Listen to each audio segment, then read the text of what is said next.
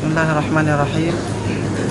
الحمد لله، نشكر الله سبحانه وتعالى أن يجعلنا من أمة الرسول صلى الله عليه وسلم، ونحن نتفضل بعلم عظيم، علم من الأنبياء عليهم الصلاة والسلام.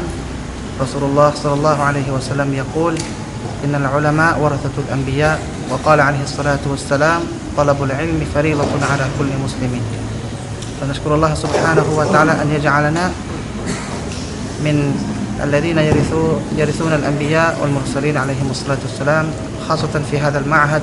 لهم جهد عظيم، جهد كبير، ونسأل الله تعالى أن يتقبل منهم جميعا. جزاكم الله خيرا.